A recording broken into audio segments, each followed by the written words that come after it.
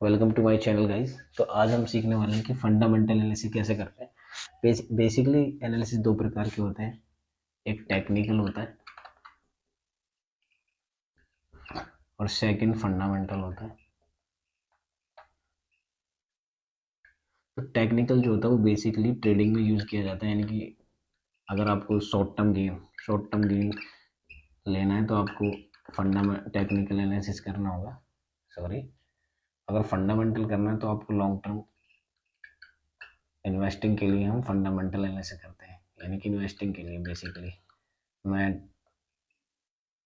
तो अब हम जानेंगे फंडामेंटल एनालिसिस कैसे करते हैं और फंडामेंटल एनालिसिस होता क्या है।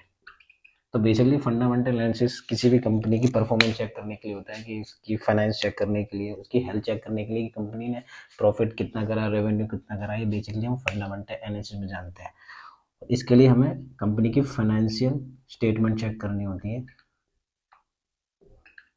बेसिकली तीन प्रकार की फाइनेंशियल स्टेटमेंट चेक करते हैं हम, जो कि एक होती है बैलेंस शीट कंपनी की, जो हमें बताती है कंपनी के पास कितनी एसेट है, कंपनी के पास कितनी लाइबिलिटी है। सेकंड होता है कैश फ्लो स्टेटमेंट, जो हमें बताता है कि कंपनी के पास कितना कैश आ रहा है, कितना कैश जा रहा है, यानी कैश इनफ्लो और कैश आउटफ्लो के बारे में बताती है। थर्ड हम बात करेंगे इनकम स्टेटमेंट की, जो कंपनी के रेवेन्यू और नेट इनकम हमें बताती है। चलिए, तो अब हम बात करते हैं बैलेंस शीट की, यानी कि कंपनी की बैलेंस शीट कैसे चेक करें। तो बेसिकली आपको किसी भी कंपनी की बैलेंस शीट उसकी वेबसाइट पे मिल जाएगी, नहीं तो आप बीएससी की वेबसाइट पे भी जाकर देख सकते हैं। बहुत सारे किसी भी कंपनी का नाम डाल के आप बैलेंस शीट डालोगे तो आपको सबकी बैलेंस शीट मिल जाएगी।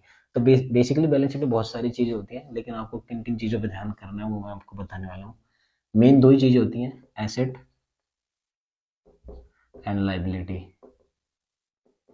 यानी कि लाइबिलिटी यानी कि डेट, कंपनी के ऊपर कर्जा कितना है। और एसेट की बात करें तो मान लेते हैं कंपनी की खुद की प्रॉपर्टी, यानी कि जिसमें लैंड हो सकता है, मशीन हो सकती है, बिल्डिंग हो सकती है, ये सब कंपनी की एसेट होती है।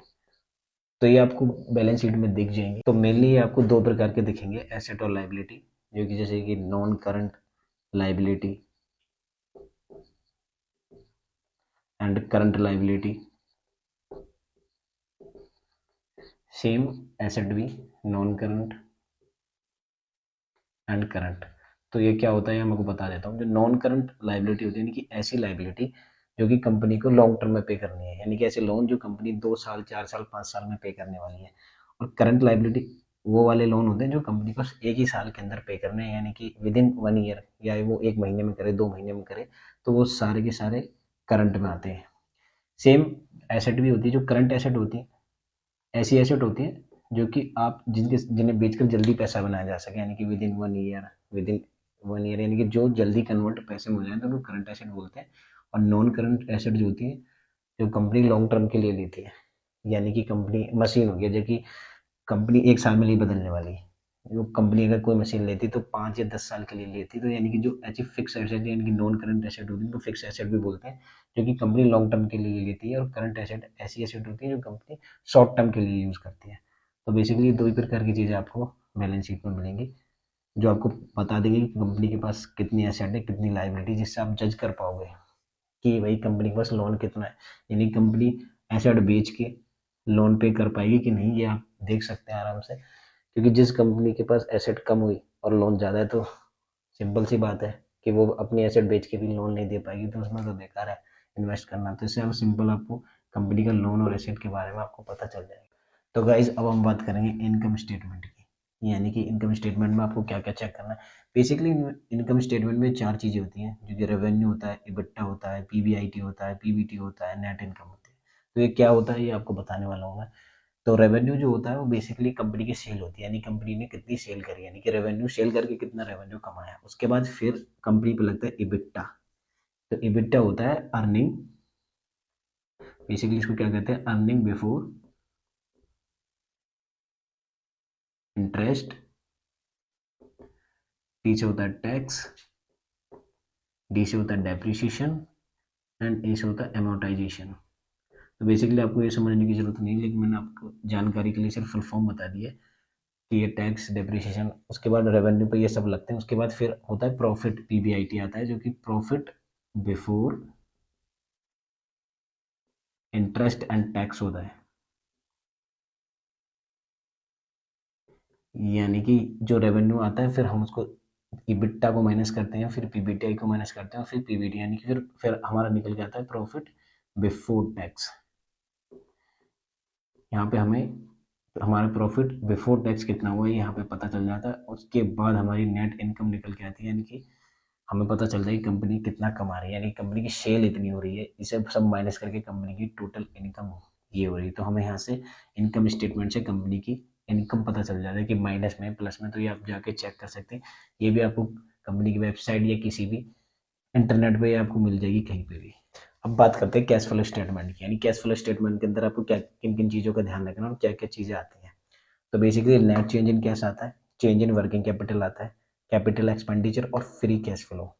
तो नेट चेंज इन कैश में क्या क्या आता है बेसिकली बता दूँ, ये 3 एक्टिविटी से मिलकर बनता है। एक ऑपरेटिंग एक्टिविटी, एक इन्वेस्टिंग एक्टिविटी, एक फाइनेंशियल एक्टिविटी। तो इन तीनों के चेंज से ये मिलके बनता है, जो कि लास्ट में कैश एंड कैश इक्विवेलेंट निकलता है, यानी कंपनी के पास कितना कैश है, वो माइनस में प्लस में हो सकता है, तो वो यहाँ पे दिखेगा आपको। सेकंड होता है वर्किंग कैपिटल और कैपिटल एक्सपेंडिचर। वर्किंग कैपिटल क्या होती है, जो कंपनी के रोजमर्रा के खर्चे होते हैं उसके लिए जो कैपिटल की जरूरत पड़ती है वो वर्किंग कैपिटल के अंदर आती है। मान ली सैलरी हो गया, शिपिंग कॉस्ट हो गई, ये सारी की सारी वर्किंग कैपिटल में आती है।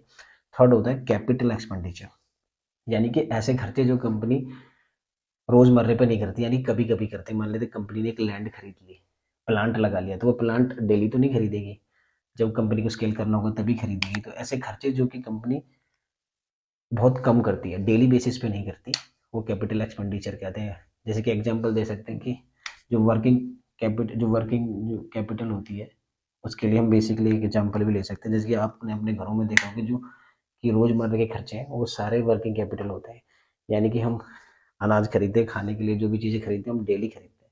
लेकिन जो कैपिटल एक्सपेंडिचर, जैसे मान लेते हैं आपने कार खरीदी, तो कार तो हम डेली नहीं खरीदने वाले, कार तो बंदे कभी कभी खरीदते हैं। तो वो ऐसे खर्चे जो कभी कभी होने वाले हैं वो कैपिटल एक्सपेंडिचर के अंदर आते हैं।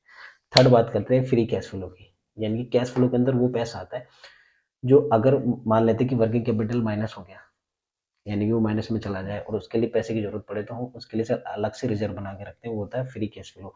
चाहे वो कैपिटल एक्सपेंडिचर हो या वर्किंग एक्सपेंडिचर हो, दोनों के लिए यूज के लिए हम फ्री कैश फ्लो बना के रखते हैं।